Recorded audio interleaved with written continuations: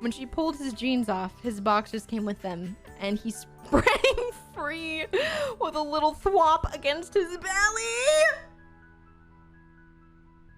Not the thwop against his belly. Not the thwop.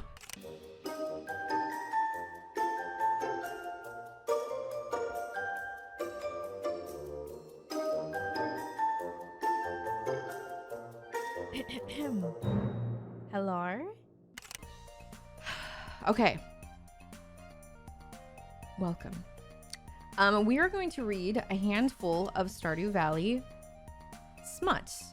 If you're unfamiliar with the term smut, it is essentially sex. This was a sub goal that we made a while ago.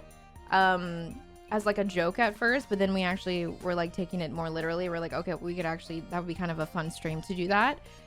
We had the mods, specifically Tristin, so thank you to Tristin for doing this, reach out to the authors because I didn't want to just read people's work on my own stream without letting them know, even though I know you can just, it's a public thing, but it's just polite to ask.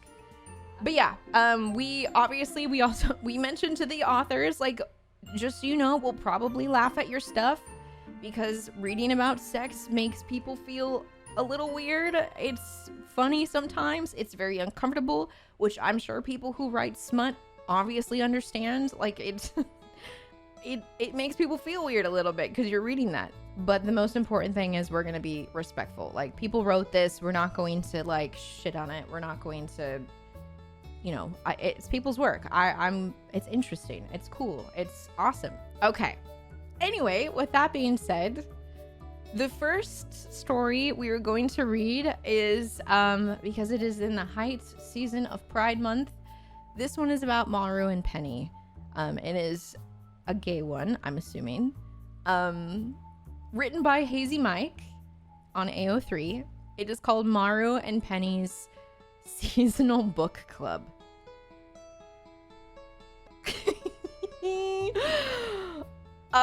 I'll read the summary and then we'll begin. Maru and Penny run the best and only book club in town. A chance recommendation by Gunther set the stage for a spicy discussion the pair are unlikely to forget. All right. Here we go. All right. Cat sitting. Gather around the campfire. We're going to tell a story. Maru sat on the bench, wrapping the fingers of her right hand against the timber. Penny had a lot of good qualities, but punctuality was not one of them. A yellow-bloused finger dashed around a hedge, clutching a book. "Oh my gosh, Maru, I'm sorry I'm late." Penny's unusual porcelain paleness was flushed from exertion. She must have run all the way from her trailer home. Maru chuckled and shook her head. "You know, you say that every time." "I'm sorry every time." Penny, with her orange hair and bright green eyes, joined Maru on the bench. Maru, a biracial engineer with ruby hair and glasses, brought her hands together. The spring edition of Pelican Town's best and only book club is now in session. "How do you know Elliot and Leah don't have a rival book club?" Penny objected. "Firstly, I'm not convinced Leah can read. Secondly, one time I asked Elliot to join and he said, 'Why should I diminish the potential by subscribing to membership of a society who merely reads the written word when I could contribute to a literatic canon?' Then he recommended that we read his sci-fi pulp, The Rise and Fall of Planet Yazo. So yeah. Maybe we should read it," said Penny. Elliot described it as, and I quote, "an epic spanning thousands of years in an exotic planetary system. Ain't nobody got time for that." Mara rolled her eyes. "Fair enough," shrugged Penny. "So," continued Maru, resuming her role as club chair, "did we all finish The Princess's Tears?" Penny picked up her copy of the assigned text. On the front cover, a white woman with red curls and a tiara was depicted in soft focus gazing over the balcony. The titular princess wore a voluminous pink dress with puff sleeves. The back cover blurb led with the quote, "When the king is kidnapped, only one woman can be trusted to assume his reign, his daughter. But can Princess Celestina resist the attentions of an enemy spy?" Holding the novel in her left hand, Penny raised her right. Finished. Tit. Maru, in her practical blue overall, also raised a hand. Me too. What did you think? Penny thoughtfully stroked the front cover of the book. It's not as deep as some of the other books we've read, she ventured. Yeah, I'm sorry about that, said Maru. Gunther suggested this one. He had just gotten a shipment. 30 copies for a town of 29 people. Unbelievable. That makes sense, said Penny. Well, as I was saying, it wasn't the most intellectual book I've ever read, but it was a page-turner. Oh yes, agreed. Or agreed the bespectacled engineer, Maru. I found myself staying up late, finishing chapters by torchlight. I thought Princess Celestina navigated the power vacuum caused by her father's absence really well. The author was so clever the way she juxtaposed Celestina's interior struggles with the political machinations demonstrated in the cabinet meetings. Penny nodded somberly. So smart, she paused. The thing is... What? Asked Maru. I wasn't expecting the novel to be so, saucy. It was that. Yes. It was also, how do I say this? Penny blushed. Gay. It was really gay, Maru interjected. Again, I'm sorry, I didn't know the enemy spy was a girl. Penny laughed. The tension broke. So gay and, like, spicy. Maru laughed as well. I feel so guilty choosing this book. It feels like I'm coming on to you or something, but I didn't know. Penny shrugged. It was a surprise, but to be honest, I didn't mind. This book club keeps things interesting for me, you know? Maru looked over at her friend. I didn't mind either, in the end. Like I said, I had some late nights with that book, if you know what I mean. Oh, God. Penny blushed again. She looked away. Yeah, I do know what you mean. It was, kind of the same here. Oh, Maru blushed too. She could feel a newly taught... Oh, shit. All right, this is where the gear shifts to second. All right, y'all? Hold on. That's not what I need. Hold on.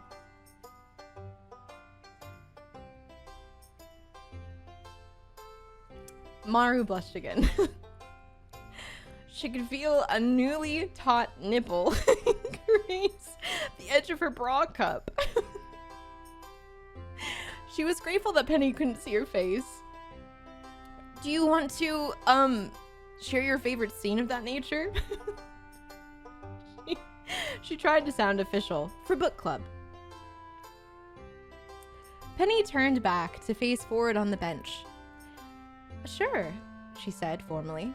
She chose a page from the latter third of the book. Page 238. The spy Titania sneaks to Celestina's bedroom, poses as a handmaiden, and undresses her for her evening bath. Maru straightened herself up. She and Penny were parallel, both looking southwards.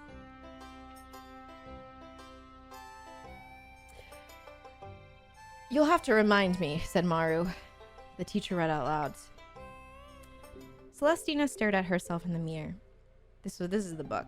The Duke of Arlen had, as usual, been forceful in his views, but the princess considered that she had acquitted herself well in the face of his betrayal.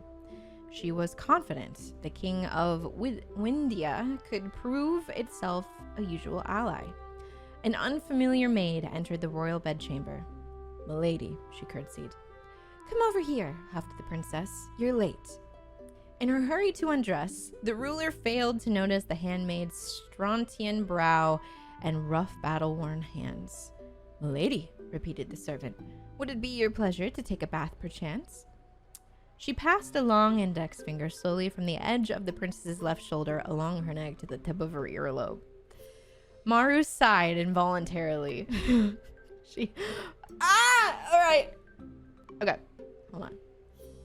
Maru sighed involuntarily. She felt a throbbing between her legs. She blushed as Penny looked over. Sorry, said the engineer. You were right. It's a good scene. Penny smiled at Maru. Like I said, it's my favorite.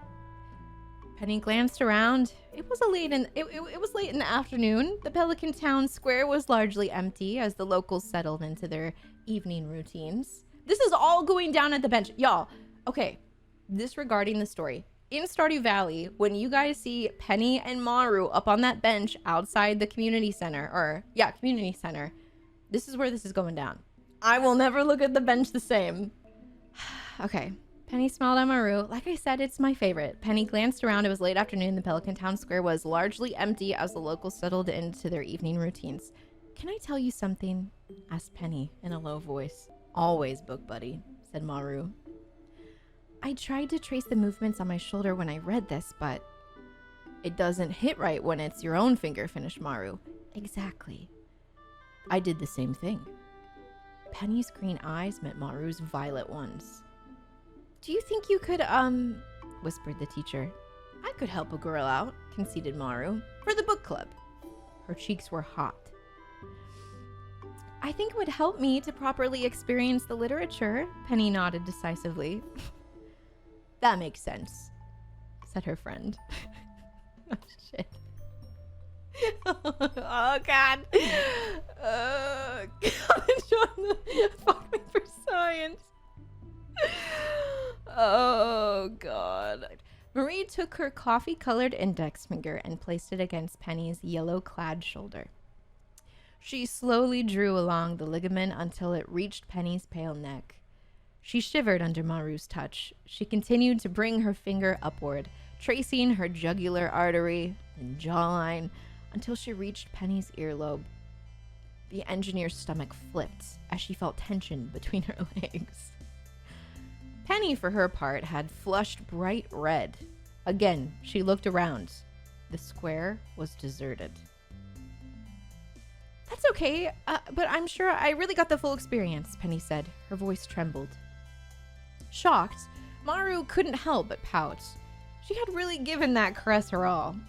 I tried my best. Celestina in her corset and drawers at this point in the story, maybe it's not the same if you're just touching my cardigan, Penny pointed out. You're lucky I'm so committed to literature, said Maru. She removed the woolen covering from Penny's shoulders and then gently unbuttoned her blouse. Her hands were shaking. Her heart was beating so fast, Maru thought her ribs would break. Oh God. There her friend sat on the wooden bench.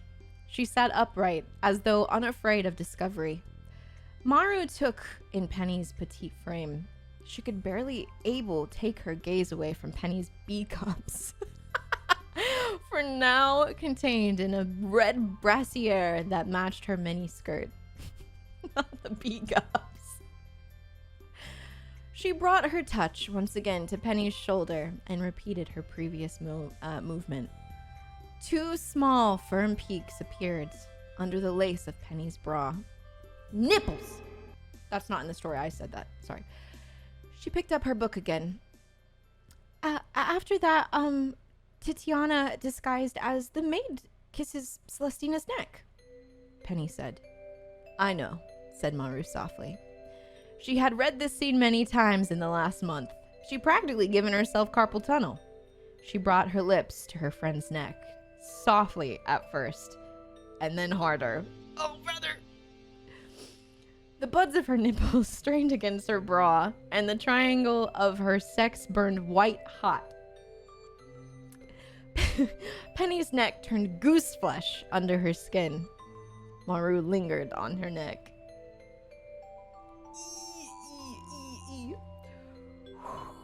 I've wanted you to do this for so long, whispered Penny.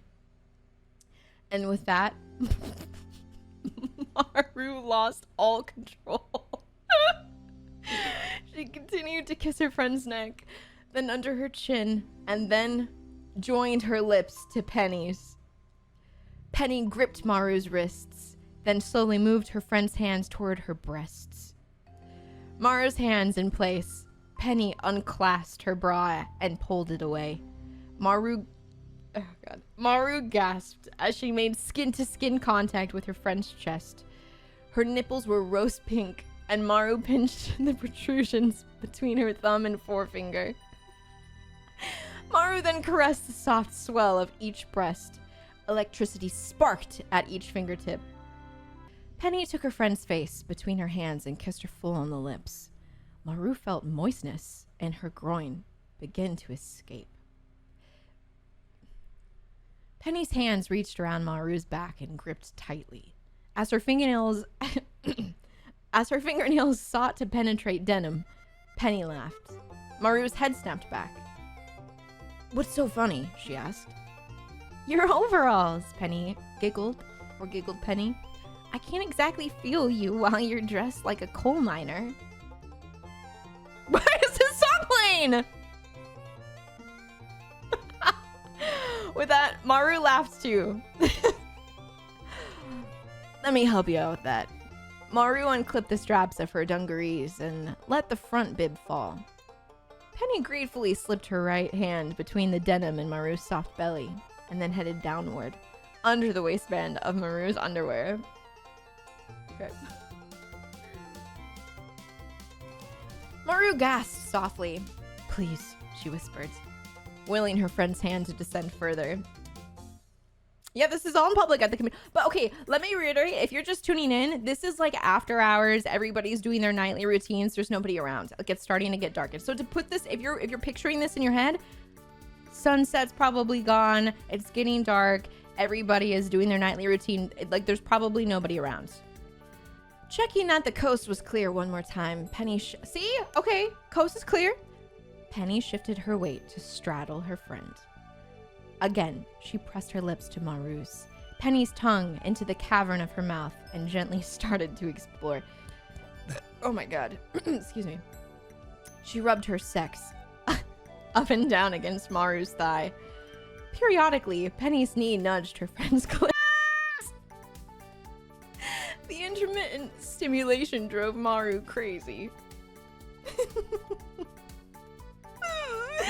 Maru's hands grasped at Penny's buttocks and cupped them, pressing the teacher's hips harder against Maru's body. Then, she brought her right hand under the red miniskirt and slipped it under Penny's red mesh G-string. Penny had been prepared. Oh! Penny! Oh, not the G-string. Okay, Penny. Oh my god. Maru rubbed her thumb against Penny's nub. And the green-eyed woman moaned softly. "Shh," warned Maru. "You know that weird farmer likes to hide in bushes. She might hear us." Me? Is she talking about me? Am I getting fourth walled? Yeah, I'm working late. Yeah, I might be in the mines. I can't help it, breathed Penny. Maru pressed such that 2 fingers glided into Penny's sex. Slick with desire, Penny easily permitted entry. Maru arched for her friend's touch, and Penny satisfied her. A mirror image of her friend, Penny held her thumb on Maru's clit and inserted 2 fingers inside the pillowy softness of her slit. The women moved rhythmically together and in opposition of each other. Sometimes they kissed, but Maru preferred to lick Penny's perfect nipples and let her friend's soft breasts graze her face as they embraced. Penny threw her head back and moaned. Penny began to thrust harder and faster against Maru's palm. She could feel her friend's vulva swell with pleasure and imminent release. In turn, Maru bounced up and down on her friend's finger. She felt familiar pressure build in the pearl of her lips. Her breath became shallow. The woman kissed again, and Penny forcefully massaged her friend's tongue with her own.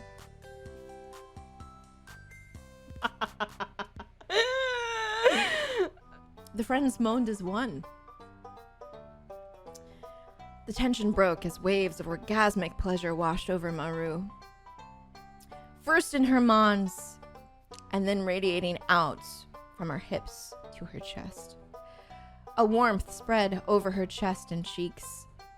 Similarly, Penny grew slack and stopped her thrusting motions. She withdrew her fingers from Maru's underwear and, unbelievably, licked them. She took her time, never breaking eye contact with the engineer. Maru stared back, her groin still aflame. She was going to give herself carpal tunnel for real this time, she was sure. Oh my god. Penny buttoned up her shirt and threw her cardigan over her shoulder. She was still flushed, her cheeks matched the sunset. Can't wait for the next month's book club, said Penny. She disappeared back behind the hedge. End scene. That was the end of that one. That was the end of the Maru and Penny seasonal book club. Congrats, Maru and Penny. Woo! And also GG's to Hazy Mike for writing that. That was written by Hazy Mike on AO3. Lovely. Happy Pride. Let's go lesbians. We are going to read next a story written by our lovely community member, Big Gay Disaster. This is titled Keep It a Secret, with characters involving Lewis and Marnie. We have some tags in this one. Oh god. Okay. So this is content warning tags. Did you make Lewis trans? Okay, hold on. Additional tags, we've got trans male character, public sex, tags Mayor Lewis's lucky purple shorts. Thank you for that content warning. Tags The Bush, tags author is trans mask, W. Tags cunnilingus, cunnilingus. Tags woman topping. Tags fingering, ambiguous hole. So again, this is written by our lovely Big Gay Disaster. All right, this is called entitled Keep It a Secret by Big Gay Disaster. The summary is, I'll keep it a secret. Something that Lewis has heard far too often in his life. Smut written for a streamer sub goal, even though I'm not into male/female because chat thought it was funny or would be funny. True. Marnie and Lewis is quite funny. And boy, do I love committing to the bit. We got some notes as well before we jump into the story. And the notes read, words used for anatomy include mound, hole, cock, and dick. Here we go. I'll keep it a secret. Something that Lewis has heard far too often in his life. From when his father brought him back from the city to get a new wardrobe and introduced him as his nephew to the town. Wait, so in this story is Lewis trans mask? Born F and now trans mask? Oh! To the town's doctors through the years, and now Marnie. Oh, wait, fun. Marnie, who looks at him like he's the world to her. Marnie, who was friends with him since they were little girls.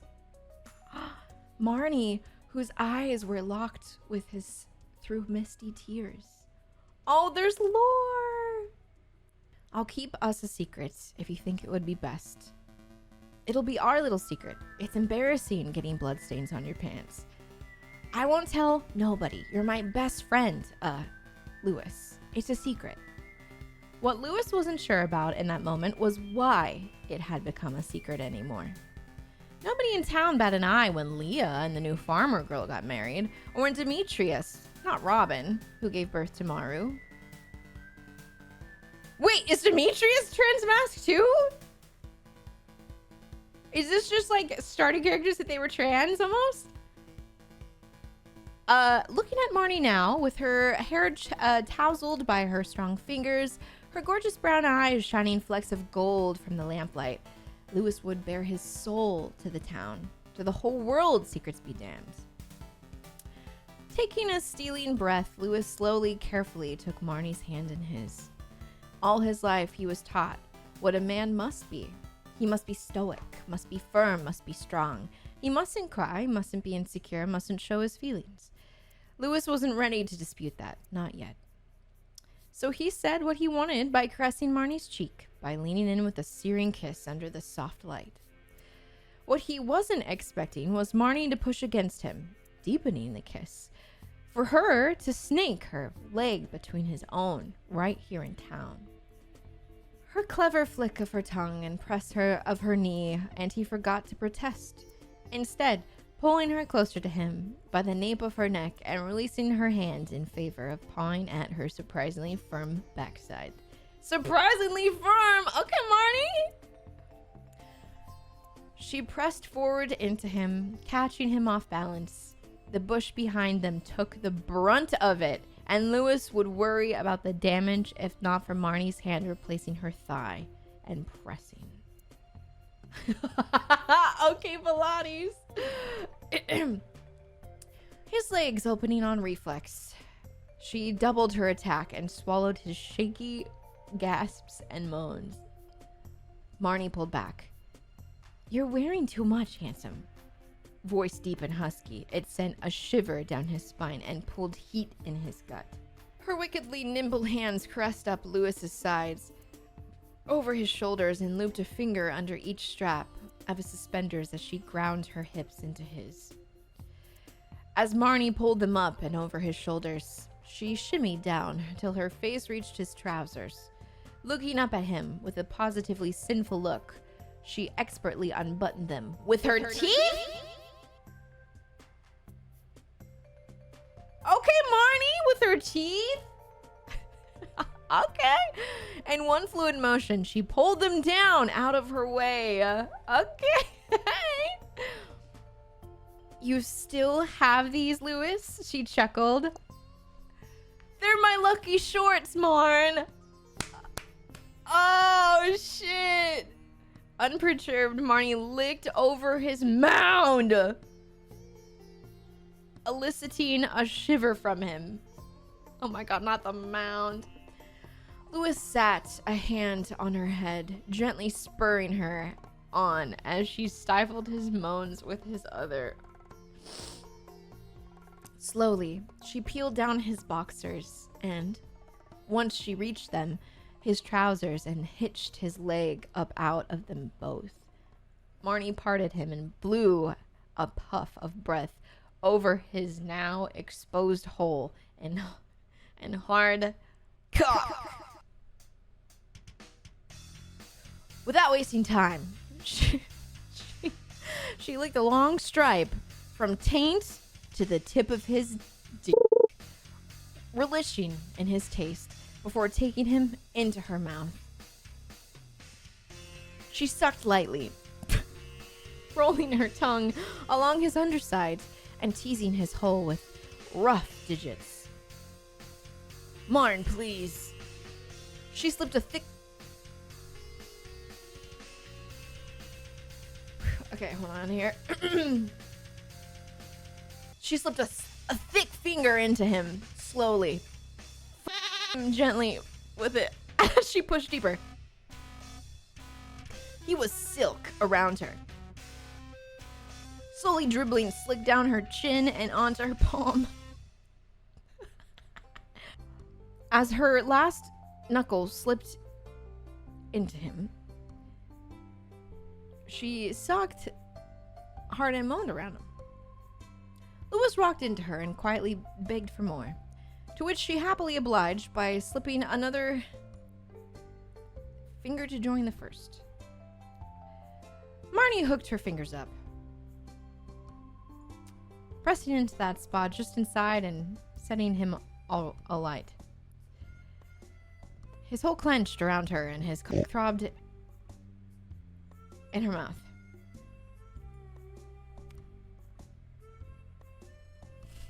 Broken sobs escaped the mayor as he spilled into Marnie's hand.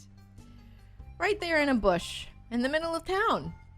She released him with a pop and massaged her fingers gently inside of him, letting him ride out his orgasm on her. His face pure bliss as he rocked his hips with the waves she felt clenching down. As it ebbed, she pulled her fingers out and brought them to her lips. She licked and took them clean as Lewis watched with half-lidded eyes, catching his breath. He pulled himself up, back cracking on the way, and pulled Marnie into a kiss, tasting himself on her tongue. She helped him fix his clothing as they lost themselves into a slow dance of tongues. A gasp pulled them out of their reverie, making them jump nigh out of their skins. Without looking, Marnie pulled him up and ran towards her home with Lewis and Tao. She didn't slow until they were safely inside, with the door latched behind them. Not the sad song. Do you think they saw? Yoba, Marnie, what if they saw? Lewis fret, pacing. Lou, it's fine. They only saw us clothed. That's not the point. What if they spread a rumor? What if I'm forced to resign? What? Lewis. It'll be fine. She took a deep breath. Let's get you some water and get some rest. You'll feel better in the morning. She nodded shakily and followed, he nodded shakily and followed Marnie into the kitchen. She filled 2 glasses with water and handed him one as she sipped on the other. Lewis downed the glass and placed it in the sink, staring at it until Marnie had her fill. Come to bed with me, Lou? An hour later, tired and sweaty, yet sated. Not this song. The two lie in each other's arms in Marnie's bed, warm, comfortable, and uncaring of the world outside, and soon, on their terms, no longer a secret. End scene. Also, Big Gay wrote, I've never written MF before in my life, and it shows, lol. W. Okay. This next one is Penny and Sebastian. This one is called Penny and Sebastian's Just a Chill Hangout. We have tags here, so if you want to know any type of themes in this story, we've got fluff and smut, we've got quiet sex, we've got first time, we've got small town relationships, we've got smoking, so content warning-ish there, smoking, and the next tag is overhearing masturbation.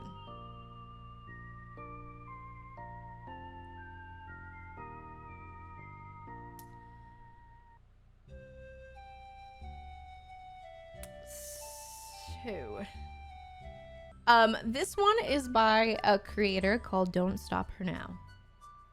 The summary of this story that we're about to read is called, this also might be a longer story. I think out of the last 2 we have read, this one is the longest one so far. So there might be some like lore to this. This might be spicy. Sebastian overheard Penny's G-string snap, I believe. Yeah, possibly. The summary of this one is Penny and Sebastian get to know each other in a new way. Okay, Penny and Sebastian's Just a Chill Hangout. One day, near the end of fall, Penny ran into Sebastian as she walked up the mountain path to have a swim in the pool at the spa. He was working on his motorcycle in the garage, and for the first time, Penny noticed that he wasn't as stick-thin as she always thought. She had last thought of him outside festival days in high school, and he'd apparently changed since then. The thoughts she was having now were honestly obscene. How had it taken merely a glimpse of the sliver of skin between his t-shirt and black jeans for her to want to lick him there? Just a swipe of her tongue against the dip of his hip. Penny, are you okay? Sebastian's voice was deeper. but with a lighter tone than she expected. He'd pushed himself up from beneath the bike, and his head was tilted at an angle, emphasizing his question. She shook her head, and then she switched to a nod as she registered his actual question. Yes, I'm all right. I've just never seen you work on your bike before. Usually you're smoking by the lake when I walk by. He smiled and shrugged, his whole face softening for a moment. I'm trying to cut back. And I finally got a part I've been waiting for, he said, gesturing to the bike. He seemed to focus on her face then, giving her a wide-eyed look she didn't know how to interpret before his expression closed and he looked away suddenly. What are you doing in the mountains? It was the kind of almost rude question Sebastian was known for. This was the way he usually treated people, and she had to stop herself from reacting to it. I was just on my way to the pool, she smiled, wanting his face to soften again. I'll let you get back to it. He just nodded and ducked back under the bike. Before she rounded the corner, she looked back over her shoulder, hoping she might catch a second glimpse of that sliver of skin, but she was just too far away. When she returned, hair wet and shivering slightly in the cool air, she slowed as she passed the big house. She hoped Sebastian was still outside, but the mountainside was quiet in the morning air. Then she heard her name. Just a whisper, really. She stopped listening. She heard it again, almost a moan. And with the unmistakable sound of flesh hitting flesh, it was Sebastian's voice, coming from the basement window. And he was thinking of her. Oh God. He's jerking his peanuts. Eee! She felt her face go hot. Standoffish. Quiet, Sebastian was thinking of Penny while he... anything she could use to describe it sounded like something her mother would say. She didn't want to hear her mother's voice in her head as she thought of Sebastian. Penny could hear his hard breaths and the sound of his hand hitting his hip, unable to tear herself away. She wished she could watch him, see how his expression changed. She thought his eyes would flutter closed, his chest rising and falling with his breaths as he chased his pleasure. Her hand had gone up to her chest and she felt the hard beat of her heart, even through her jacket. She should go, give Sebastian his privacy. She just wanted to hear her name one more time in that sweet, rasping, desperate tone. It made her feel alive in a way she hadn't felt since college, at least. Penny, please. She had gotten her wish. Sebastian let out a low moan and then went silent. Penny swallowed, her fingers caressing up her throat, her skin sensitive from desire. Not the Yeehaw Prairie King. Penny swallowed, her fingers caressing up her throat, her skin sensitive from desire. The spell was broken as he coughed, and she could hear the creak of the chair. She hurried home, hoping her mother was at work. The next weekend. After a particularly frustrating argument with her mother, Penny had found herself by the mountain lake, tearing the grass out of one blade at a time. Sebastian carefully sat beside her cross-legged and offered her a cigarette. When she shook her head, he lit one for himself and said nothing as he smoked, and she tore out the grass and they both looked out over the lake with its cold, clear water. Finally, she looked over at him, and when he pinched the ember off the end into the water and stuck the butt back in the pack, she had thought of him every day since overhearing him. She was sure they hadn't been so physically close since high school, probably in history class where they'd share a two-top desk for a semester. He smiled at her as she gazed at him. The way his face glowed when he smiled was simply unfair. She could not stay upset with the sun shining and Sebastian smiling. She smiled back. Sebastian reached out for the tuft of grass she had been destroying, trying to fluff it up. To no avail. His fingers brushed hers. What did the grass do to you? He asked, his voice smoothly teasing. Or what did someone else do to you that you had to take it out on the grass? She sighed and fell back to look up at the sky. My mother is impossible. I don't know how we're even related sometimes. He chuckled and relaxed onto his side beside her, head propped on his fist. Maybe you're adopted. She looked at him incredulously, and he put up his other hand in a gesture of surrender. Okay, maybe not. Penny was extremely aware of their bodies now, where their bodies might meet if she simply rolled towards him. She tried not to think of how his jeans hugged his legs, or how accurately the bunching of his fly might represent what lay beneath it. Penny, if you ever want to get away from Pam, just like a few hours, you could come over to my place. Just a chill hangout. I'm not always the best company and I work weird hours, but in bad weather, it's dry and warm, and if you need it, I could give you paper or something to destroy instead of grass. He bit his lip, clearly unsure of himself after saying more words in a row than she had maybe ever heard of him. I know, he said the title. She wished she had something to say other than, sure, thank you. But she smiled as she said it and hoped she sounded sincere. They lay in silence again, watching the afternoon fall into evening. She could feel him look at her, a bubble of heat in the cool mountain air. When they finally rose, Penny stepped close and grabbed her arms around his middle, hugging him close. His hoodie was soft and warm against her cheek, and his arms went around her gently, one hand rubbing up and down her back in comforting strokes. She sighed and nodded as she released him, then smiled again. Thanks for the company, Sebastian. It was nice to spend time with you, just being. In the fading light, she could see him freeze. Then he smiled wider and nodded back. Anytime, Penny. As they parted at the path back to the mountain, she squeezed his arm and let her hand linger, and it caressed down his hand. She could have sworn she heard a punch of breath as she let go, her hand trailing behind her. Dude, this is giving some lore also. 2 days later. This is lore. Oh. 2 days later. Penny couldn't resist the pull of her body into the mountains. She wanted.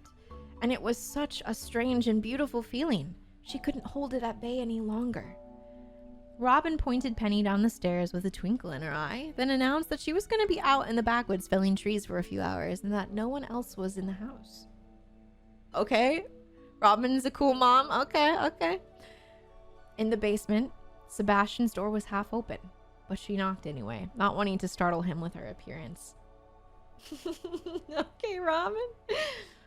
Yeah, he sounded almost annoyed until she poked her head around the door jamb. His face went from a frown to a smile as he registered her. Oh, hey. She smiled back.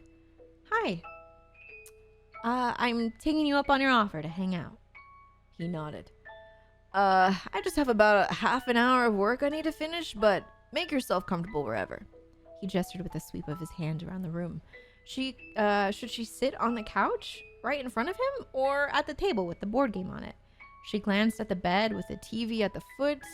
She couldn't sit on his bed uninvited, could she? She nodded. Okay. True to his prior warning about the quality of his company, he refocused on his computer. Penny set her purse on the side table by his couch and wandered over to the bookshelf. The collection was 1/3 programming language manuals, 1/3 science fiction novels, and a smattering of tabletop role-playing books and younger fantasy novels. She recognized one book they had read in elementary school, The Sea's Gift. The story of a boy who was nearly drowned in a shipwreck and through magic became a mer-person until he could make his way back to land and find his family again. Penny took it and went to sit on the big plush couch, wondering if the book might be a good one to read aloud with Vincent and Jazz. She could feel his gaze on her again as she read. She knew she must be blushing, but there was nothing she could do about it. Finally, he stretched back in his chair, the creak of it matching the creak she had heard from outside that day. She glanced over at him and he sat up straight again. Did you want to do anything or just hang out? His voice was low, as if afraid of startling her. I'm happy with whatever. She looked at the TV, and the only good place from which to watch the TV, the bed. with its black sheets. Watch a movie? He nodded once, going to close the door, and they climbed onto his almost too small bed. He had taken his hoodie off and his white t-shirt with the black jeans. He was nearly the hottest thing she could imagine. He wasn't overly muscled, but his arms were clearly used to helping Robin with her carpentry. She could feel the warmth of his body against her side and couldn't resist the pull of looking up at him. He was already looking down at her, and she felt suddenly self-conscious in the same yellow blouse and brown skirt she always wore. His mouth drew to the side as he looked at her. Do you want to watch a movie? Or, can I kiss you? Oh! Oh! Right to it, Seb! Okay! Okay, Riz! Consent key. Oh! Penny's breath left her in a gasp, but she nodded, hoping she didn't look too eager. Then, his hand came up to cup her cheek, and he leaned in, his lips meeting hers in a warm, soft, searching kiss that made her toes curl.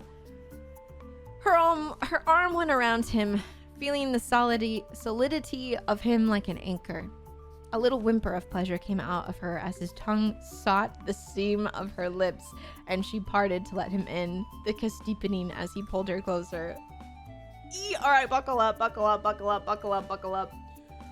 She could feel his gaze on her again as she read. She knew she must be blushing, but there was nothing she could do about it.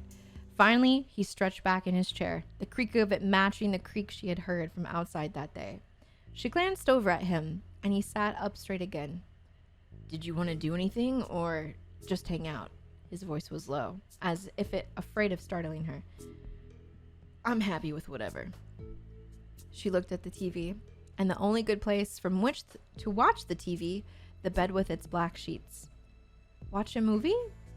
He nodded once, going close to the door, and they climbed onto his almost too small bed. He had taken off his hoodie and his white t-shirt with the black jeans. He was nearly the hottest thing she could imagine.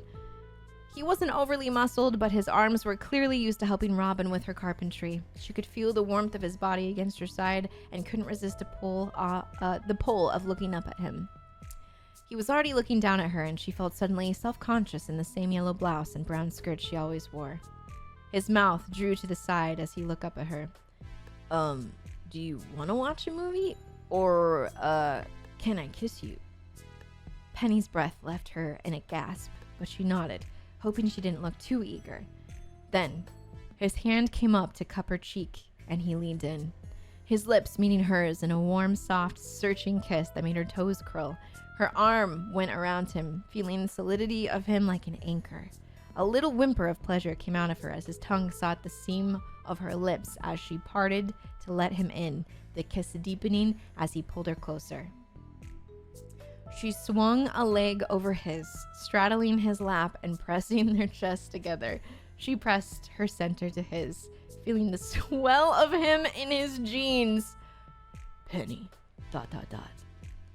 His lips trailed kisses down her throat, and she pulled his hand from its respectful place on her back to cup her breast instead. Her head fell back to give him better access to her throat. Now that they'd broken the seal of whatever this was, she found herself needing to surge forward into it, desperate for his touch everywhere, to hear how he whispered her name. Not the mind music. Her fingers carted up into his hair and held him as he sucked just the place she most needed. Her hips grinding down against him. She could feel how wet she was through her panties. The fabric sticking just slightly as she slid against the hard jut of him. Oh God. With the little growling noises he was making and how his hips tilted up to hers. She could tell he was good at this. Not just running around old familiar motions, but searching for just what would make this best for her. Sebastian, do you have any protection? She couldn't help asking. If they were going to be together now, she didn't want it to be because of a baby. Not yet, at least. He nodded. Fumbling for a drawer hidden in the headboard, he looked up at her, then a startled look in his eyes. Already? His hand on her leg caressed up it, his thumb finding the drenched material of her panties and pressing until he found her clit. I wanted to see all of you first. This man was absolutely intoxicating. She let out a breathy laugh and said, "Oh, yes, please." His hand never left her as he pulled off her blouse over her head, then her skirts the same way. She pulled at his t-shirt until it came off his head, messing up his hair even more. Penny smoothed it back, kissing him again as he found the clasp of her bra and pulled it free to drop in the pile of the rest of their clothes. Her hand smoothed up his chest, enjoying the feel of the dark, soft patch of hair in the center, spreading out like wings across his pecs. Okay, Akatar. It looked a little like a stingray, and she chuckled at the thought. His eyebrows drew together and he froze. What? She traced the shape with one finger. I was just thinking the pattern looks like a stingray, like Kit's friend from the sea gift. Sebastian looked down at how her finger drew the shape, and when he looked back up, he smiled. That was my favorite book as a kid. I always loved Ray too. He was my favorite of Kit's friends. He kissed her again, quick and urgent. I don't want to think about that right now, though. He set to work, kissing her deeply again as he cupped her mound with one hand and rolled her nipple between two fingers with the other. She lifted off him to pull her panties down. He teased her folds with long fingers as she fumbled with his belt and fly. When she pulled his jeans off, his boxers came with them, and he sprang free with a little thwop against his belly. Not the thwop against his belly! Not the thwop!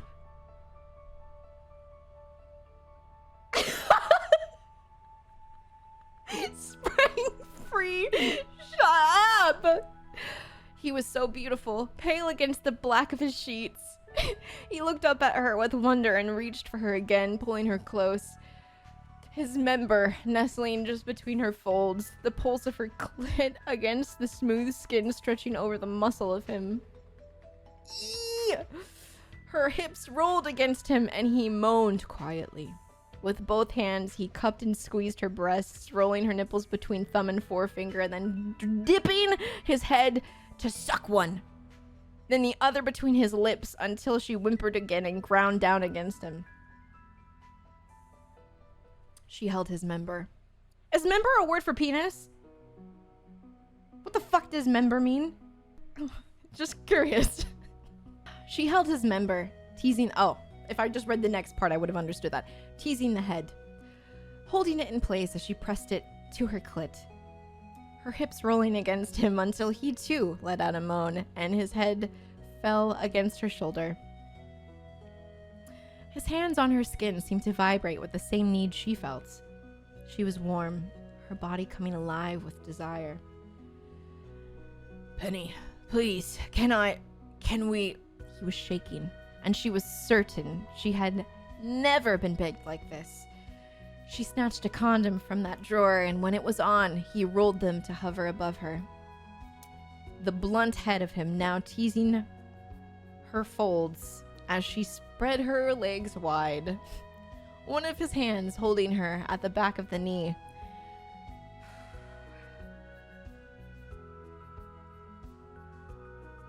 He pressed slowly inside, and she watched his face contort with the effort of his control. Her name was reverent on his lips, and she was certain she wanted to hear her name there in every possible tone. She lifted her hips, urging him deeper. He moaned and kissed her again. Sebastian was perfect inside her, and she held him close, her ankles locking at the small of his back. So good, Sebastian. You're so good. They heard the slam of the front door. Caught! Then, at the stomp of Maru's boots as she crossed to the kitchen, they both froze, and Penny covered her mouth with her hand, then whispered, "Could they hear us?" He shrugged, his hips rolling a few shallow thrusts, then smiled wickedly. "Maybe if you're not quiet." She giggled. "If I'm not quiet, you're the one who can't be quiet. I heard you the day you were fixing your bike." Sebastian's head cocked and his eyes widened in shock. "What? After we talked?" She nodded. "I was on my way back from the pool and I heard you. You said my name." Sebastian flushed pink and his head fell to her shoulder again. "You heard that? Ugh, you must have thought I was a creep." She rolled her hips, needing to feel the slide of him inside of her. With the sultriest voice she could manage, she whispered, "Actually, I wondered what you looked like while you did it."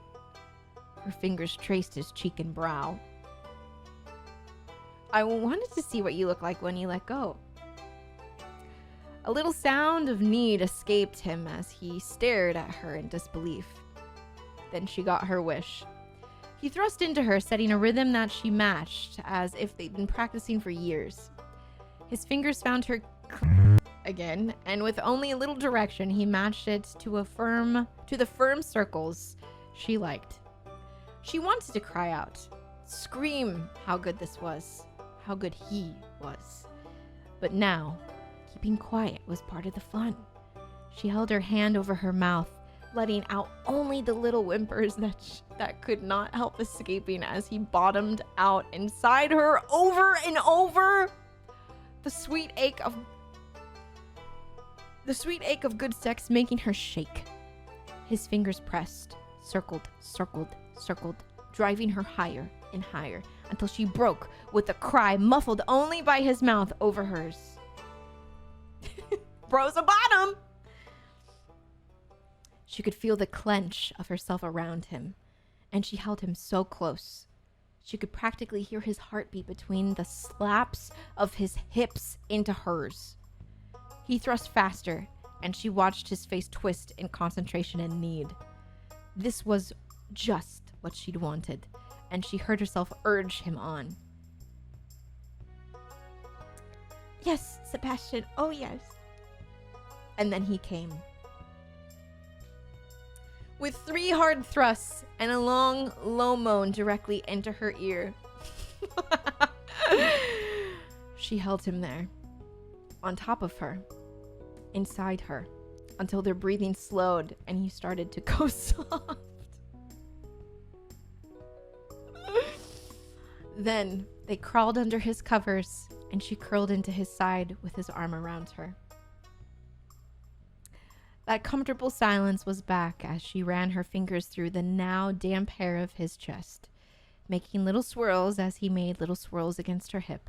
She must have dozed, because she suddenly woke to a knock at his door. Dude, not this song. Robin's tentative voice called through the door. "Sebby, dinner will be ready in about 15 minutes. If Penny's still here, she's welcome to join us too." He tilted his head back and called, "Thanks, Mom." He looked down at Penny with the obvious question in his eyes. She nodded and smiled. He called again, "Penny will stay for dinner." She cupped his cheek and he leaned forward to kiss her again. Almost, but not quite possessively. Penny was not sure what this thing between them might be, but so long as it worked, she was excited to see what it became. End scene. Wow. Oh, spicy. Yeah, that was really well written. That was written by Don't Stop Her Now. On AO3, it was titled Just a Chill Hangout with Penny and Sebastian. Dude, the thwopped against his stomach was fucking wild. All right, we have one more to read. Tristin's is done. All right, this last one is written by Tristin. 5,120 words. Okay, that will be our longest story, and it is going to be the last one. Oh, I'm sorry. Tristin would like me to specify that he started writing this last night at 4 a.m. and to please be nice. This one is regarding, again, Sebastian and Haley. Yeah, this is written with dual POVs. Okay, final story. An Unsuspecting Surprise, written by Tristin. All right, content warnings. We have sex, and more explicit sex. Minor injury, and smoking cigarettes. That's like the content themes of this. We got Seb, so you know, cigarettes sometimes. Okay, the hour was late. Sebastian guessed it was around 11 p.m., and that meant he should have been home by now. After all, it was spring, and not only had his work picked up a bit, but Abigail had been at his house today, and that visit alone had brought some wariness about him. Sebastian liked Abigail, loved her even, and he thought of her purple hair always in a ponytail but messy every time, as if Abigail had woken up in a flurry of thoughts and dreams about fighting in the mines. But Sebastian had never thought of anybody like that before, in the way that was soul-crushing, heart-wrenching, and made your body feel like it hadn't had water in days, no matter how hydrated you were. He blew air out of his nose, almost abashed at his thoughts, and grabbed a familiar box of cigarettes he smoked out of his black jeans. Okay, black jean reference! He had wandered to the playground, which would normally be uncouth of him, but it was nighttime, and no one was around. Sebastian didn't have anything to worry about at all. All right, Haley POV. The clock had just hit 11:15 at night, and Haley couldn't sleep at all. She wasn't sure why, but something had kept her up tonight. Everything in her day had been normal. As normal as it always was, Haley thought with another toss, her tiredness not wanting to seep in. With frustration, she ripped the covers off and decided she was going out for a walk. It was late out, and most of the other residents in Pelican Town would not be awake, or at least outside, especially not with spring just starting. Always digging in that dirty-ass dirt, she thought to herself. That farmer. Pierre next to his shop. Everyone does something disgusting around here. Haley had started to think of herself as one of the elite residents of Pelican Town, never daring to go outside without making sure she had a proper outfit on, even if it was to say hello to the same 10 people every day. Tonight was not one of those nights, though. She hadn't the energy to do anything but put her hair into an extremely messy bun. Oh! Messy bun reference? Her hair springing free in places she didn't care about, just relieved her blonde locks that curled at the edges were out of her face so she could breathe. Her outfit wasn't much better. She had ordered a silk pajama set from Zuzu City that was comfortable, but not too much to leave imagination to. Not thinking of that and who could be outside, also seeking to free their thoughts, Haley slipped on some fur slides and slipped outside. The cool air floated on her fair skin. It was like the very air was kissing her. She had always enjoyed the spring weather, the way the wind shifted the trees and brought about some interesting creatures with it, although she hadn't commented much on them aloud. A lot of things Haley kept to herself. Even the rolls of film from her camera were very private to her, and she only let select people see the photos she took. She liked having the secrecy of her own life within so few people. Liked the fact that everyone knew her but didn't know her, except for Emily, of course. But occasionally, Haley had wished for something more. Someone who would listen to her. Someone that would take her secrets and stash them for no one to find. She had been deep in thought when a familiar scent rose from the area she had subconsciously walked to, not thinking that anyone would notice her, but as soon as she had a whiff, she knew exactly who it was. Cursing, she turned quickly on her heel to go back home and forgot she was wearing slides almost immediately. The slide of her foot caught the ground, making her ankle twist a little sharper than she intended, and almost making her lose her balance, in turn plopping onto the ground with a tiny yelp. Not the slipper fall! Sebastian's POV. As Sebastian was, he wouldn't have cared less if the person he had heard shuffling about came walking up to him or not. He didn't like talking to anyone except Sam and maybe Abigail a bit too. And most of the other residents annoyed him. They were all too busy with their own lives, wrapped up in nonsense, or too busy trying to peer into someone else's life. He took a drag from his cigarette, taking some of the night air with him, and exhaled, the smoke curling around his face and wafting toward the square, dissipating into the night. Okay, Tristin! He was about to put it out, maybe walk around some more, when he heard a yelp from the town square's direction. Odd, Sebastian thought to himself. But curiosity got the best of him and he strode in the direction of the noise. He hadn't expected to see what he saw. Not that he was expecting anything in particular, but he stopped in his tracks and soon as he caught sight of silk and golden locks spilling onto the ground, tossed out of their loose hold, Haley, Sebastian thought, though he was too stunned to move towards her. She had clearly hurt herself and she was managing to sit up, wincing as she maneuvered on the ground, and the look on her face shifted something in Sebastian. He took a few steps forward, pointedly making his steps loud so as not to scare her. She glared at him, and he strode up to her, defiance clearly in her gaze. Here to gloat? Maybe poke a little fun, Seb? Haley asked, clearly not trusting Sebastian as much as he would have liked at that moment. No, I heard you fall, and I wanted to see what the commotion was about, Sebastian replied, still taking her in. Her hair shimmered like liquid gold in the moonlight. Okay, Tristan. Her skin luminescent in the glow of the night. And he was starting to feel fidgety. Also taking note that her silk set was not leaving much up to imagination. The imagination. Sebastian couldn't understand why he could come over, or what had come over him. The sudden feeling of want and desire grabbing hold of him. Earth to Sebastian, hello! Haley exclaimed, clearly having something in the past 30 seconds, clearly having said something in the past 30 seconds that he hadn't heard at all.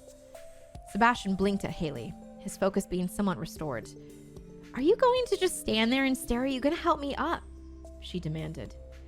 And Sebastian was briefly taken by the shape of her lips as she talked, but this time didn't let his thoughts deter him. With ease, he swooped her up and was immediately enamored by the sweet scents of coconut and vanilla. But deeper than that, it was almost as if she smelled of sunlight. Not that he knew what the smell of sunlight was, but that was the only thing that came to mind. Normally, Sebastian wouldn't have ever come this close to Haley, but something about tonight had him in a peculiar mood. And he was surprised to find that the scent of her alone was something he didn't think he would ever be able to push out of his mind. Gingerly, he walked back up to the playground, trying not to think about how her curves fit so well within his hands, how her hair curled around her face and caressed his arms as he placed her gently on a bench, trying not to cause her any more pain. Haley's POV. Haley was perplexed at Sebastian's actions. His breath had gotten a little ragged, but he carried her with ease and she could feel his lean muscles flexing as he gently laid her on the playground bench. She had curiously looked at his face while he was carrying her, and he was almost avoiding eye contact with her. She had taken the time to examine him, his skin almost glowing, but with a hint of darkness about him, and his eyes were almost black, his dark hair falling over his face. Briefly, she wondered what it would feel like to run her hands through it, feeling the way his hair curled and splayed out, but she stopped herself, almost gasping outwardly at her thoughts, her own thoughts. She had never looked at Sebastian in any particular way, but his gentle nature had surprised her, and she hadn't thought of anyone that had treated her with such care, not even Alex. Thank you, she said shyly, and Sebastian looked at her with some surprise. For what? He responded, clearly confused and also cautiously, as if anything he could say would be wrong, which Haley found endearing. You helping me, she responded with genuinity in her voice. It was then Sebastian looked at her fully, and she almost gasped at the intensity of his eyes. It was as if the stars and moon themselves had settled within his gaze, and she wasn't sure if she wanted to indulge in the feeling of warmth that was coursing through her, or run away and hide at the prospect of someone fully paying attention to her. Of course, he responded, with a tenderness that shocked her, that made her skin shiver in delight all the way to her bones.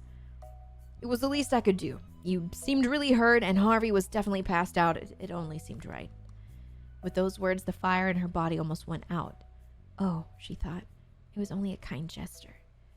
She wasn't sure if his reasoning was completely true, considering the look in his eyes a moment ago, but he wasn't giving her anything more to go on.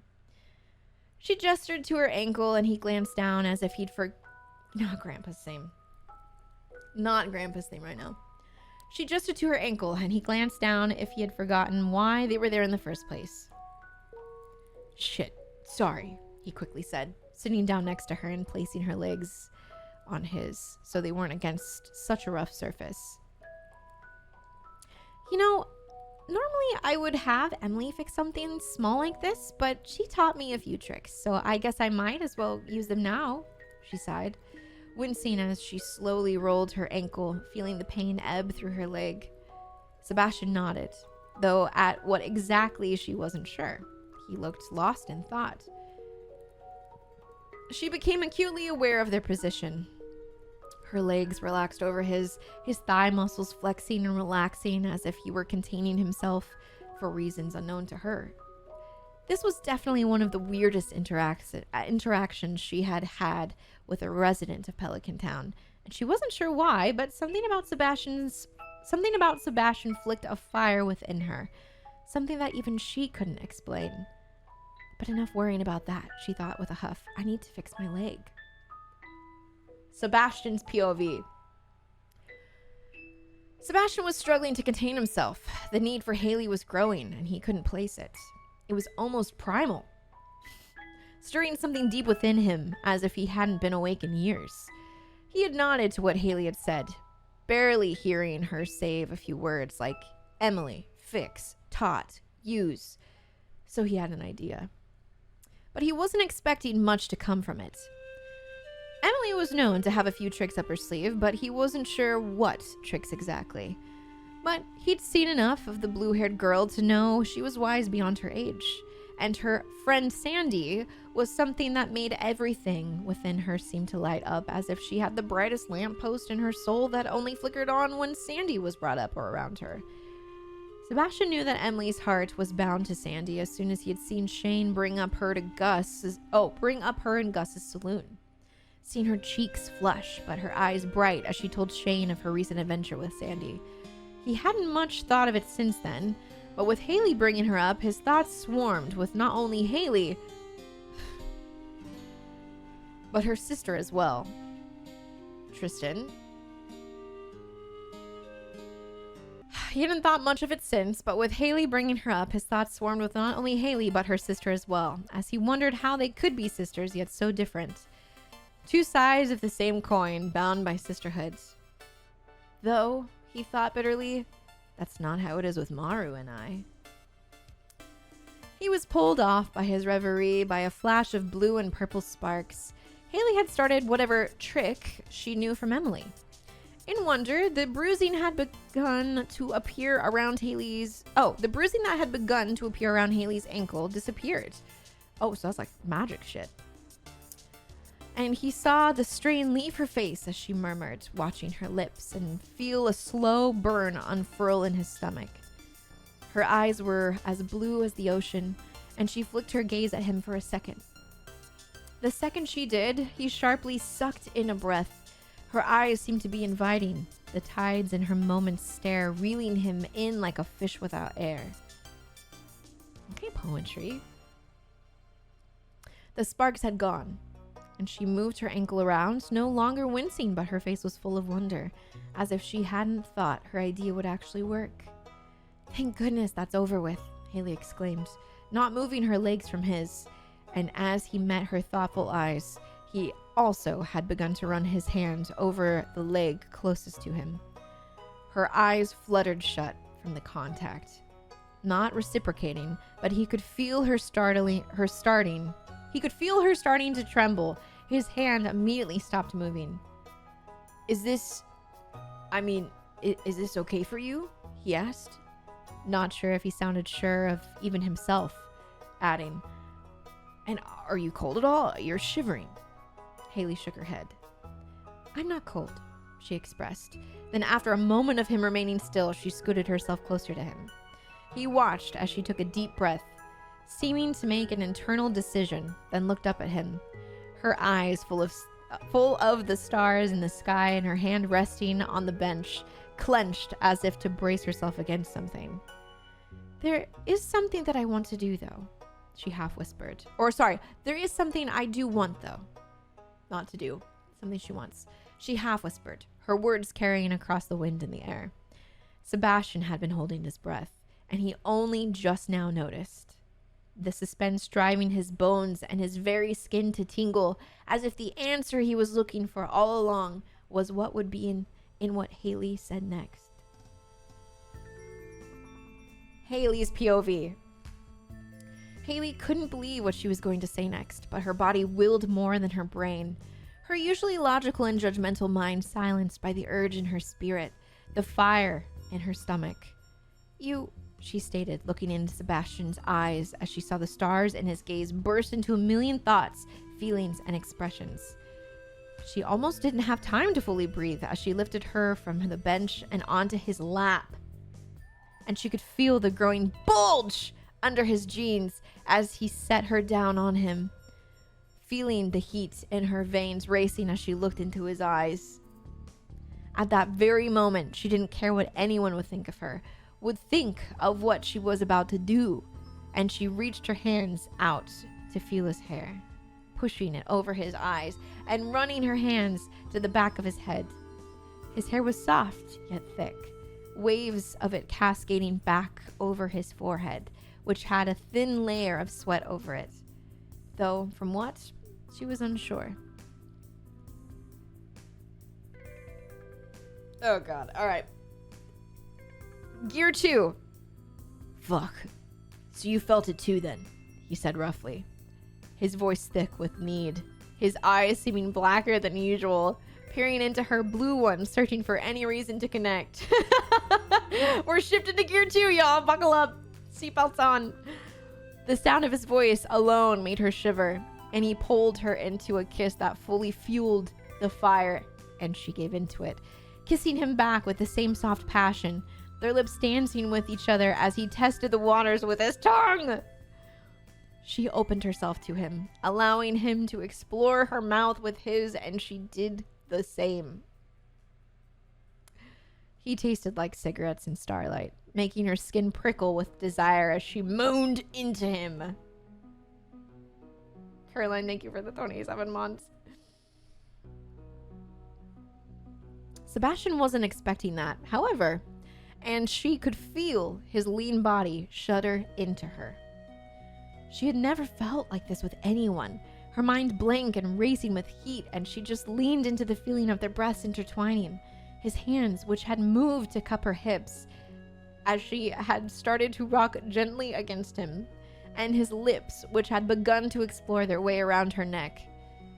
He was so gentle, yet so desperate, almost looking for an answer in every kiss he placed on her neck. Haley was beginning to feel the fire in her stomach, and she had to quench her thirst, her desire, her need, quickly. She tugged at Sebastian's dark hoodie, and he broke away from her for a quick second to pull it off, his slim yet toned torso glowing like moonstone in the ethereal light of the darkness around them. Haley wasn't sure if she had seen anything more beautiful than him, which was a first for her. She loved beautiful things, surrounded herself in them, yet she had yet to experience such a breathtaking sight. He looked at her like she was the only thing that mattered in this moment, and their lips crashed together in perfect unison. Sebastian's POV. This is the skin of a killer Bella. Alright, Sebastian's POV. Sebastian didn't know how they had gotten here, or what at this point, but he didn't care. The only thing that mattered to him right now was Haley, who smelled of coconut and vanilla and sunlight, the perfect half of him. The perfect half to him, as it felt. He should have been slightly chilled from the removal of his hoodie, but the warmth of Haley burned into him, made him feel the most alive he had felt in months. and he felt like every breath between them was like the first breath of the day, making his mind clearer than it had ever been. Liquid sunlight spilled down her shoulders, and he moved one of his hands from her hip to indulge himself in the feeling of her silky locks, intertwining them with his fingers and tugging a bit, causing Haley to gasp a little. Their eyes met, and you could see she was feeling as ravenous as he was feeling the pull that had brought them together like this, the inner workings of fate pushing their bodies helplessly together as if they were each other's first drink of water after a day in the desert. Sebastian was hopeless, craving more contact, and started to unbutton the soft pink silk top from the set she was wearing. Oh yeah, I forgot she's in fucking silk pajamas. Almost losing himself in the sight of her breasts. His cock was hard now, feeling every moment and rock of Haley's hips as she teased him, watching him in almost a wonder as he reveled in the sight of her now bared chest. Her bosom so perfect to him, her skin radiating like a single ray of sunlight when the day's just beginning, signaling new life, a new hope. He wasted no time in tasting her, wrapping an arm around her as he stood up, carrying her with ease as he used the other hand to quickly unbutton his jeans, letting them fall to the ground before sitting back down. Third gear. Before he was able to complete the action, Haley unwrapped herself from him, standing on her tiptoes to also remove her silk bottoms, the material slipping easily from her thighs glistening under the moon. Sebastian felt like he would combust in any second, his eyes overwhelmed with beauty and glamour. Unable to contain himself, he wrapped himself into her. "I have never felt so drawn to anyone," he gasped in the night air. Haley made the connection tighter, making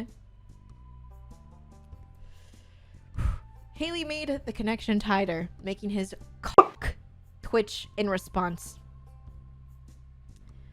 "Me neither," she said huskily, her hand moving down his body to grasp his cock, and he felt like he had been zapped by an electrical wire from her touch. His body was thrumming with need, but he did want to take care of her a little bit before. He picked her back up, but instead placed her on the bench, on her back, thankful in that moment that it was long enough to accommodate the two of them. And he straddled the bench beneath her, watching her lustful gaze rake over him as he grabbed her legs, making sure to be gentle and spread them before him. "The feast of a million gods, and I'm the one that gets to indulge myself tonight," he thought, as he leaned in and kissed the inside of her thighs, her skin tasting like the sweetest thing he'd ever known. What? "The feast of a million gods, and I'm the one that gets to indulge myself tonight." Shut the fuck up, Tristin. Haley's POV. We're switching POVs. Haley was experiencing a million sensations, a light breeze of the night perking her nipples up as she laid on the bench. Sebastian had started roaming his free hand around her body, and the other holding her into him as he teased her, kissing her inner thighs and getting closer to her core, which she could feel was already wet from her need of wanting Sebastian so badly. She had known she was the type to get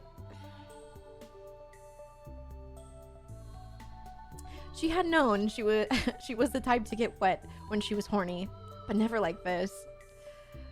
The second his free hand had pulled her lace panties to the side, his eyes widened. He didn't seem fully fazed, though, just in awe as he freed his other hand to run along her folds, barely brushing her clit. But the contact alone made her body jerk toward him. She was already so sensitive from the sensations consuming her senses that she felt like she would just burst into a million fireflies at any moment. She assumed he would be good from the kissing alone, but this was another universe she had not even begun to dream about, and she was quickly lost in his touch. The feeling of his tongue as he ran it over her was ethereal, and she embedded the feeling into her memory, something that she wanted to remember for all time. She watched him as he ravished himself on her, unable to make any words come out except for the moans escaping her lips. He added his free hands into the mix, taking 2 of his fingers, which she had noticed earlier had been well groomed, and plunging them in her, making sure to take his time while he ate her and tasted her folds like he had been starving for a century. And she was the first meal he had the chance to eat after a lifetime. Jesus Christ! Haley gasped from the sensation, and she found herself rocking into his rhythm as he moved his hands and tongue expertly, exploring everything her core had to offer. Billie Eilish lunch. Quickly from the sensation, she felt a low rolling heat on top of the fiery flames of desire burn into her guts, and she half moaned, half whispered, "Seb, I'm close." His eyes darted to hers, and he pulled his fingers out of her, almost making her sigh at the loss of contact. But as he also removed his mouth, he stood up and pulled down his boxer briefs, which had been containing his straining cock. Haley gaped at his member, wanting them to be conjoined more than ever. Sebastian's POV. Haley was the most perfect person he had ever seen. Sebastian was almost undone by the look in her eyes. The way her hair had become a little disheveled in the heat of the moment, her moans sounding like the sweetest music he had ever heard. Way better than anything he and Sam had conjured up, that's for sure. He was intoxicated on her, was determined to see her undone as much as he wanted her to see him undone for her. Now with his cock out and twitching, he gazed into her eyes, feeling the wind knock out of him as he saw her blue eyes were almost engulfed by her pupils, and he lost himself immediately, angling himself against her opening. They hadn't said much since they started. Just a tangle of moans and breaths and spit shared between them, but he still felt a pang in him for a brief moment and paused, only to ask, "Are you ready? Are you sure you want to do this?" he asked breathlessly, knowing in that moment he would do anything she asked, even if it was that she was done and wanted him to leave. "Yes," Haley breathed, her voice husky and ragged in the night air. "A million times yes, Seb." That was all the encouragement he needed. And he slowly thrust into her, making sure she was okay as he slid his full length into her, bottoming out and groaning at the sensation of her warmth wrapped around him. He could have busted right there, honestly, with her pulsing around his shaft. Jesus Christ. And he knew that neither of them would last long, nor with the fire between them, burning into each other's skin for years to remember and revisit. He moved more rapidly, gaining a steady rhythm, skin slapping against skin, and for a long moment both of them were lost in each other. Sebastian leaning in to kiss her as he kept his rhythm, Haley moaning into him and arcing her back as her legs circled around him and to pin him against her, allowing only the movement of him against her.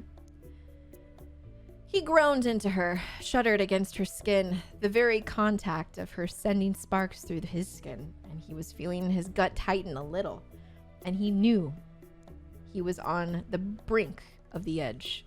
By Haley's eyes, her glossed over gaze, the ocean in her beckoning him to swim, he knew she was almost there too.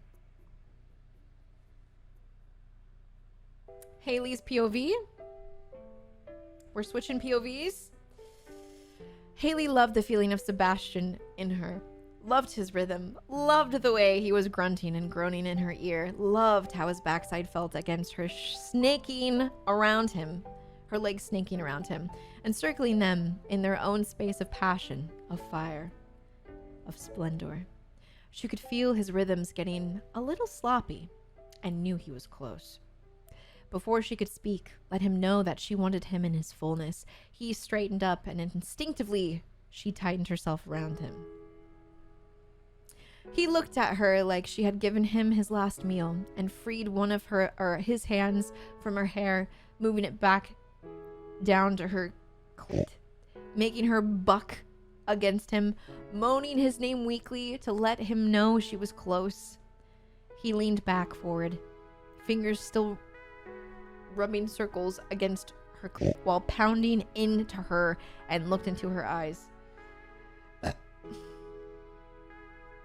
Haley, I'm almost there, and I don't think I can hold it. Seb roughly said, his moonlight eyes gazing into hers, and she could have let go right then and there, but she held back for a moment, wanting to share the intimacy together. Me too, Seb, she replied softly, stroking his chin as he shuddered, his eyes closing for a moment in the touch before opening them again, and he gazed into her eyes. She whispered again, "Let's go, love." His eyes widened and his rhythm became extremely sloppy, and she could feel him spilling into her, his eyes never leaving hers as he repeated her name over and over and over. Haley, Haley, Haley, Haley. Oh God, Haley. The waves of his orgasm crashed into hers, making her whole body explode in an array of fireworks as she lost her sense of everything. For a brief, blissful moment, all she felt were the stars encircling them, their bodies pulsing together as the waves of their high pushed them together and entangled them into one. Daylight against starlight, the sun meeting the moon in one eclipse and one breath. They lay like that for a while, breathing into each other, fueling each other's lungs. Say it out loud. Sebastian was the first to move, starting to sit up on the wide bench they had found in the playground area, and he took a shuddering breath. Haley wasn't sure how much time had passed since they had both finished, but she didn't really care. The moon was starting its descent, a sign that the town would be waking up soon. Sebastian's POV. No, I said say it out loud. I read chat. I did not read. That was not in here. My condolences. Sebastian's POV. Sebastian had never felt anything as earth-shattering as his shared orgasm with Haley. But he was sure he would never feel that with anyone else. He was sitting now, looking at the sky, already reminiscing. Haley snapped him out of his reverie. That was... She paused and he glanced at her, her elegant face taking the breath from him once again. Yeah, he said, his voice hoarse. That was like meeting with the galaxy, having a conversation with the stars. Unreal. She nodded, shyly, and he picked up her silk garments and a little dusty from the ground, but thankfully unscathed. She took them from him and began to adorn herself, becoming aware that time was now of the essence and they both needed to get back home, as he had just realized. He put his own clothes back on, knowing he was going to need a shower when he got back home, but he wasn't worried about that at all. Will you come to see me again? Oh, sorry, that was Sebastian. Will you come to see me again? Sebastian questioned, a lot more timid than he had intended to sound. Haley definitely heard the mildly shaky timbre in his voice and hid a small smile, but she responded genuinely. I would like that a lot, she mused, and he felt relief wash over his bones, making it easier for him to breathe. They stood apart, seemingly having the same thought and same shared mind. She wrapped her arms around him in an embrace that spoke of need, longing, and comfort. Her touch still sent wildfire through him, but this time it was a warmth he embraced back, and it seemed to have been the peace he had missed all along. He would be very excited to see her again, maybe go on a date or a picnic. Sebastian needed to be outside more, and he was willing to be outside more if that meant he got to see Haley again. You know where to find me, my love, Sebastian said to her. And after a short and passionate kiss, Haley winked at him in her Haley manner, and he gave her a wolfish grin, knowing there would be more exciting times with Haley ahead of him. End scene. Oh, shit. Tristin, that was so good.